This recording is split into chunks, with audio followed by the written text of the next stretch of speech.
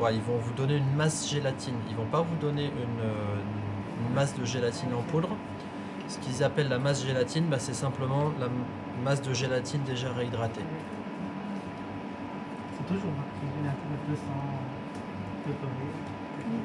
Ouais, en gros, alors on va avoir de la 150 degrés Bloom, 160, 180. Ce que je fais, moi, histoire que vous n'achetiez pas non plus différents types de gélatine, c'est j'utilise de la 200 Bloom. En gros, le degré Bloom, ça va indiquer la dureté du gel sur la préparation. Donc plus vous allez monter, plus le gel va être ferme. Donc là, bah, simplement aujourd'hui, j'ai plus de 200 degrés Bloom. Donc j'ai pris en fait ce que j'avais en poudre de la 150. Donc du coup j'ai mis une quantité un petit peu plus importante de gélatine. Est-ce que c'est la gélatine végétale? De bœuf? Oui, oui, oui. Il y a poisson, bœuf, porc, végétal, non. Par définition, la gélatine, ce sera forcément animal. Ouais. Alors l'agar-agar, le problème qu'il va y avoir avec l'agar-agar, c'est que la température à laquelle le gel va, je dirais, se solidifier est beaucoup plus haute que la gélatine. La gélatine, quand on va arriver vers une vingtaine de degrés, un petit peu moins, le gel va commencer à durcir. L'agar-agar, quand on est à 37, 38, voire un petit peu plus, le gel va commencer à durcir. Ce qui fait que si vous devez par exemple verser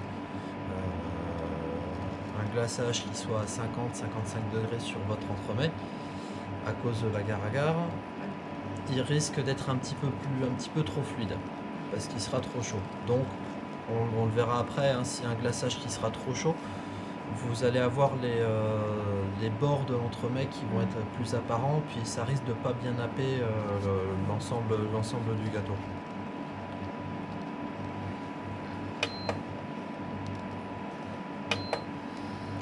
Alors là, quand je mélange tous les ingrédients, ce que je vais essayer de faire, il faudra que je le change un petit peu dans la recette, hein. Parce que sur les glaçages, souvent on vous demande de tout porter à ébullition, voire à 105, 106 degrés. C'est ce que je faisais au début aussi, pour que tous les ingrédients soient bien dissous. Il n'y a pas forcément besoin de monter aussi haut. On peut rester un petit peu en dessous de l'ébullition. En gros, de manière à ce qu'il n'y ait pas trop de bulles.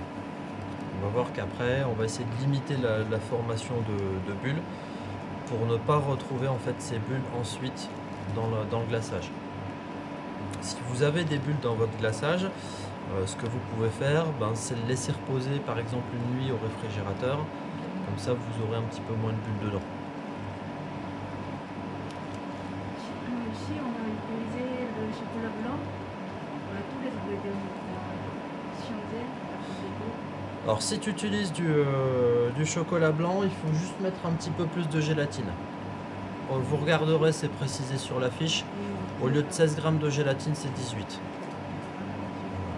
Par contre, ce qui va être sympa avec le chocolat blanc, c'est que vous pouvez le colorer. Si vous devez ajouter du colorant, à ce moment-là, vous l'ajoutez tout de suite. Quand vous faites cuire l'ensemble. Comment? Avant de faire chauffer, quand tu as mélangé tous les ingrédients, tu le mets à ce Ben moment-là. oui, juste avant ou pendant que vous chauffez, ouais. L'idée c'est que le colorant se répartisse bien dans l'ensemble du glaçage. Parce que pareil, ouais. Surtout sur les équivalents entre les gélatines en poudre et les feuilles de gélatine. Ouais, c'est la même chose. C'est la même chose. Oui, si tu as 2 grammes de gélatine en feuille, ça revient à 2 grammes de gélatine en poudre. Ouais.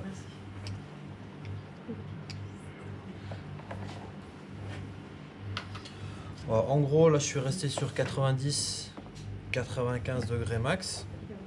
j'ai l'ensemble de mes ingrédients qui sont bien dissous. En gros, quand je commence à mélanger et que le glucose, le lait concentré ne sont pas encore mélangés, je vais toujours rencontrer un petit peu une résistance quand je mélange.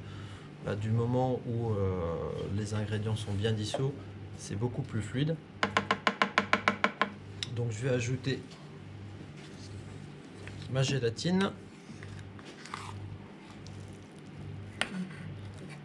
On peut l'intégrer à n'importe quel degré, la gélatine. Alors, la gélatine, en théorie, on serait plutôt sur une intégration à... Comment? Ouais, on va dire en dessous, plutôt entre 40 et 60.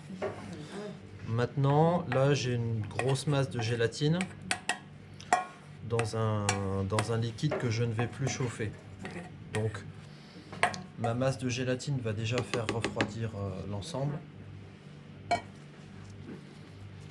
Et là, ça va, comme ça, c'est pas un problème. Ce sera un problème si toutefois, en fait, je continue à chauffer l'ensemble à, par exemple, 80-90. Là, en fait, ma gélatine perdrait un petit peu de son pouvoir gélifiant. Donc là, tu as arrêté complètement le... Ouais, là, j'ai arrêté la plaque. Je vais simplement mélanger un petit peu pour que la gélatine fonde dans le liquide.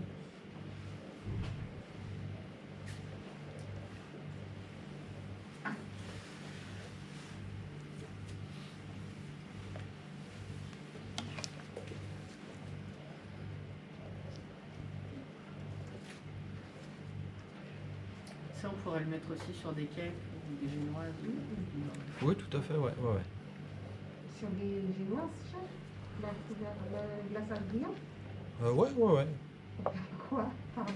Non, je sais pas, c'est pas le gâteau, de la crème. T'alternes, tu veux faire un glaçage pour faire une... Par exemple, imaginez, vous faites un cake au chocolat. Bon, en soi, c'est basique. Vous lui donnez, vous voulez avoir un cake au chocolat un petit peu plus sympa, vous pouvez par exemple le cuire dans un moule en demi-cylindre. Vous n'aurez pas le cake habituel qu'on trouve sous la même forme. Ce que vous faites ensuite, alors, on peut utiliser ce qu'on appelle une ganache de masquage. Ça va être une ganache un petit peu plus ferme. On va simplement bien lisser pour le pourtour du cake, de manière à avoir quelque chose de régulier. Vous mettez l'ensemble, vous le passez un petit peu au congèle. Et puis après, vous glacez avec un nappage brillant. Comme ça, d'un simple cake, on passe à quelque chose avec une présentation différente. Donc que tu vas Pas avoir sur le avec pas la grande sur- scène. Ah bah oui, ouais, c'est ça. C'est vrai, non? C'est pas le même. C'est grave. Tu fais des cakes en forme d'éclair, Et c'est le même glaçage pour tout ce qui est fraisier, etc. Alors le fraisier, traditionnellement, c'est de la pâte d'amande. Ah oui. Ouais. Mais fréquemment, on peut remettre une petite couche de nappage neutre dessus. Ouais.